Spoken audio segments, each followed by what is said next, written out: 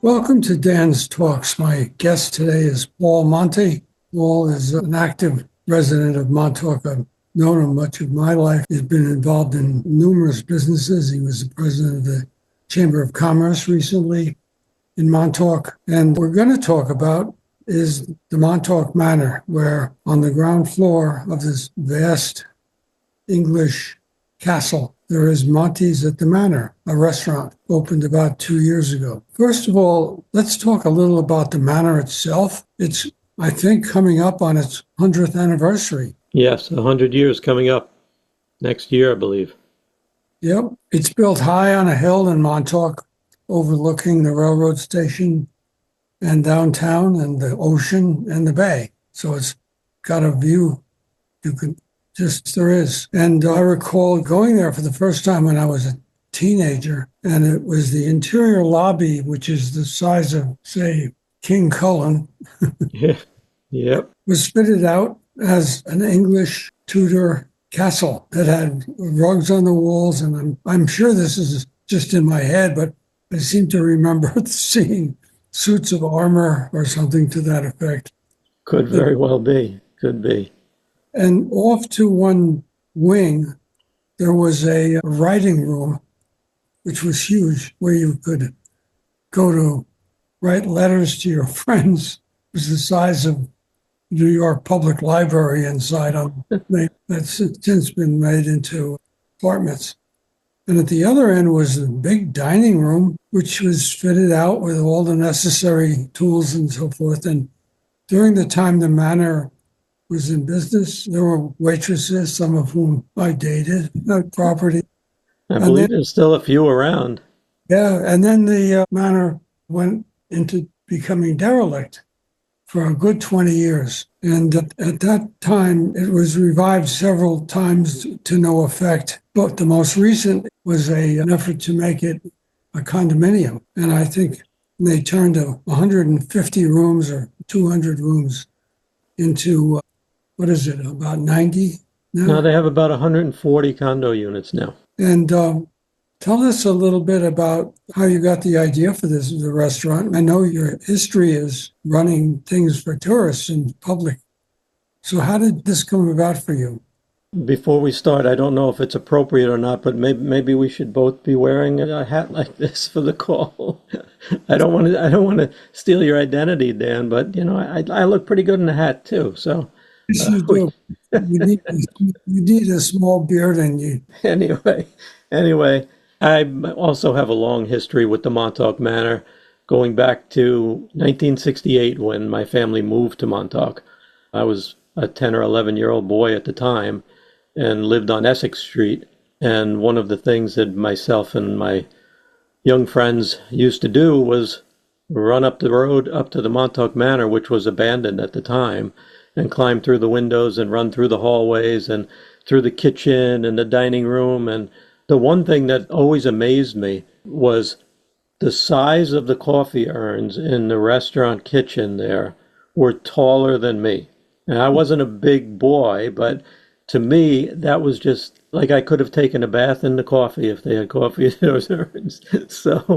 But myself and some of the older kids and the teenagers used it sort of as a hangout back in those days because it was just such a big, wide open expanse with multiple floors and, a surprise around every corner. And when they left it, I mean, there were still tablecloths, there were still dishes in the kitchen, there was still all of the, amenities and accoutrements that you would need to run a hotel or a restaurant.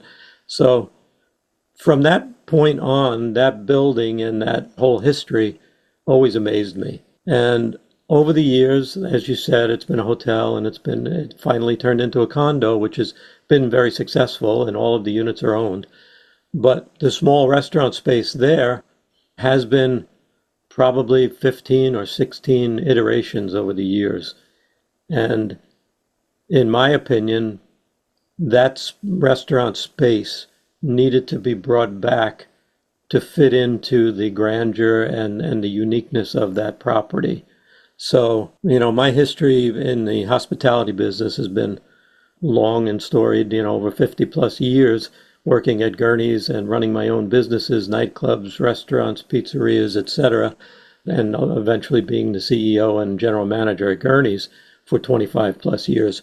So I had my hands full and I was a busy man throughout my career. I eventually retired when we ultimately sold Gurney's back in 2013. I helped for a few years through the transition, retired for 2 years, spent some time in Florida, worked on my golf game, which wasn't getting any better. And I woke up one day and said, you know what? I have to look for something to do because this is not me. At around the same time, I heard that the restaurant at the Manor was coming up for lease again. So an old friend of mine who lived there, Claire Ratouche, called me and said, you know, I think this is a perfect fit. You're not doing anything right now. Why don't we talk? So I had a couple of conversations with the folks there, and ultimately they chose another operator initially, but the other operator never went to fruition. So they called me in a panic and said, would you still be interested? And I said, well, I guess I am. I said, I have a vision. I think I can do a good job. And we made a deal. And so 2.5 years ago, we spent some time renovating the place, redecorating it, making it feel like a part of the Manor, as opposed to a beach cafe or a Jamaican restaurant or some of the other things that it has been over the years.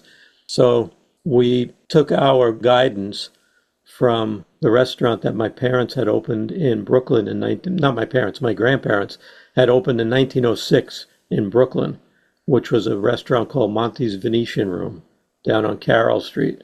As you know very well, I'm sure. So that restaurant was red vinyl booths and Italian murals on the wall and sort of earlier version of Cheers where everybody knew your name and everybody gathered, from politicians to gangsters to celebrities to everyday community folk. And that's what we wanted to create at Monte's. A good Italian restaurant that gave you good home-cooked meals, good portions, good prices, and where you could always feel at home. And that's what we did. And it's been a big success. It's been very welcomed by the community as well as the homeowners there and the transient visitors who come to visit Montauk. Quite a few of them make it a point to come up the hill and have dinner with us. Describe the inside of the dining room there. Well, it's a very small dining room. We only have about 40 seats in the dining room, but it's very cozy. We've got banquettes. We've got, nice wooden furniture. We've got nice brick on the walls. We also have a couple of glass garage doors which open up onto a beautiful courtyard, which we open in the summer and add another 40 seats out there. So we have outdoor dining. We created a beautiful lounge in the lobby with some more banquettes that are very cozy and a beautiful little 6-seat bar with a roaring fireplace. There's sports on the TV. There's Italian music playing in the background. It's just a place where you come, you settle in, and you just enjoy the ambiance and the camaraderie and the food and have a nice time. Talk a little bit about the lobby and what that was like. I don't think you were old enough to remember that, actually. No, not when it was open. I never, frequented it while it was open. Has the lobby kept its look? Oh, absolutely. It's the most gorgeous lobby. I mean, the architects that created the Manor created some of the most wonderful and storied properties in Palm Beach, in New York City. The Breakers, I believe, is the same company. I believe it was the Waldorf in New York City, or several of the big hotels were created by the same firm. And as we know, Carl Fisher, who, created Miami Beach, is the same man that created his dream summer vacation spot in Montauk, but was cut short by the Depression. Tell us a little of that history. Sure. Carl Fisher was an entrepreneur, quite a character from what I've read and heard. Came out of Indianapolis, I believe, founded the Indianapolis 500, made his millions by purchasing the patent for the headlight for the automobile. And that was, I guess, 1918, 1920, somewhere in that area, maybe a little earlier. And he became quite a developer and quite a gadfly. And, he created Miami Beach. He had the vision down there. They still have Fisher's Island down there where he passed and lived and passed. But his dream was Montauk was going to be the summer destination for all of those folks that went to Florida in the winter. And funny coincidence, Montauk, Carl Fisher, the original Gurney's property, Mr. and Mrs. Gurney, had a small inn in Florida, and they were friendly with Carl Fisher. And he convinced them to open an inn in Montauk also to create more rooms for transient visitors. So the original Gurney's was started in 1926, the same year that the Montauk Manor was being built. So the fact that Gurney's was there, and that's what brought my family to Montauk in 1956, and the fact that the Montauk Manor restaurant became available when I was moving in a different direction away from Montauk and brought me back to Montauk full-time and to go into business. It's a funny coincidence the way that it all happened. Glad to have you back, that's for sure. Well, thank you, Dan. Thank you. One of the stories about Carl Fisher is he also, before he came to Montauk, he created the Lincoln Highway, which connected the East Coast with the West Coast, entirely paved in the 1920s. Yep. Filling in the gaps. The headlights that the patent he bought, they were able to create a vacuum in the headlight itself. So it was shown much brighter. And everyone who had made an automobile had to buy that. Yep. And when he was up here, I lived in Montauk and was in that building numerous times when it was open. But my dad, who owned a drugstore in Montauk back then, also had the concession on the manor. So Really? we had a little booth where we had, candy and magazines and stuff that was right off the lobby to the restaurant area. And right through until you would have been known about this, the Army took it over in World War II. Yeah. This building, which was the, what you would call not too legal. It was pretty down building that sagged.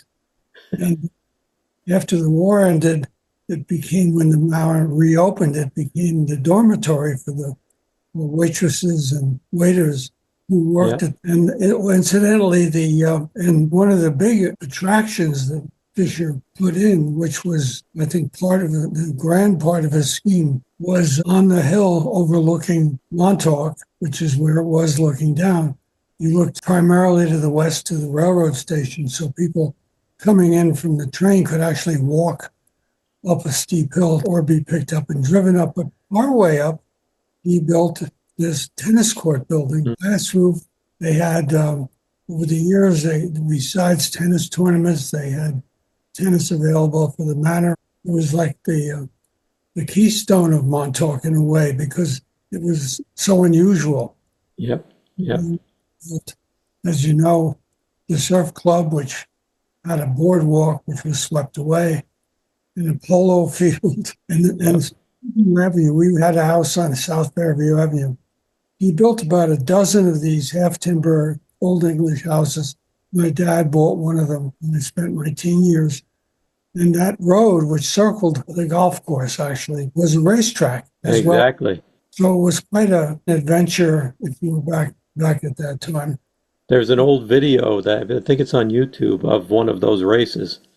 Yeah. And so Montauk is rich beyond belief as far as, one of the changes in Montauk, which I thought was a bad change, I wonder what you thought about it, was the renaming of the county park in Montauk. Probably the most famous man who spent time in Montauk was Teddy Roosevelt. Yep. He was in an encampment for his Rough Riders. They had just returned from the Spanish-American War as victors.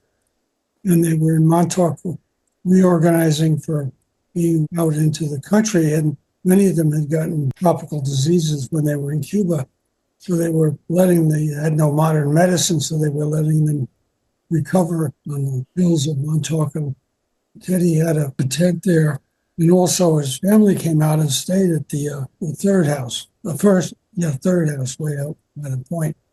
And they renamed that park from being the Theodore Roosevelt Park to Suffolk County Montauk Park, I believe. Which was a travesty. For the life of me, I can't understand why they did that. I think it was a real slap in the face to President Roosevelt. I think it was a slap in the face to Montauk, to be honest with you, because it was a rich part of Montauk's history. I wonder some other place that can, since that may not come back, how else can we? There ought to be. I think his encampment with the Rough Riders was at Ditch Plains. That's clear. Camp Wyckoff, right? Well, Camp Wyckoff covered virtually all of Montauk. Yeah. And where Teddy's unit was he was only a major, I guess, where the generals were up at the birdhouse. And incidentally, he was visited there by a president of the United States. Yes, exactly. Yep. And you see him in front of the tent. So it's plains. I think the lame excuse they used was the fact that Teddy never slept in Third House, but it was really besides the point. I think he did, by the way, because he invited his wife and a couple of his kids out. I'm sure he did. The Third House, in the writings of the time, one of the kids slept in Teddy's tent with him. Well, I have a soft spot for that property as well, because you probably remember my family owned the Deep Hollow Ranch for a few years back in the 70s. And we would still own it today if it weren't for the county deciding that they wanted to take it by eminent domain and make a park out of it. So I spent many years as a wrangler down there, taking out trail rides and breaking horses and doing all kinds of things. I was a cowboy at the oldest cattle ranch in America, right there at Deep Hollow Ranch. Anything else you want to talk about? We're up over 20 minutes. Yeah, I know. You and I could go on for 20 hours probably, but we'll come out and see. Are you there every day at the Winter Restaurant? Or? Not every day. We're only open 4 days a week right now. And when it gets real cold up here, I like to take a little run down to Florida to warm up my bones and then come back. So I'm usually up here half of the month and then down there half of the month in the wintertime. Summertime, I'm around all the time. In the meantime, it's open. The restaurant's open, 5 p.m. to 11? Yes. Yeah, we open for dinner at 5 p.m. from Friday through Monday. And summertime, we're open 7 days, breakfast, lunch, dinner. That's a full boat there. So I would love to have you come out and see the space and experience it and chat some more. Mm-hmm. And when you have another spot on your podcast, we can go on to part 2 with the Montauk history for sure. Thank you, Paul. Good to talk to you. Same here. Always great to see you, Dan. Bye-bye. All right. Bye-bye.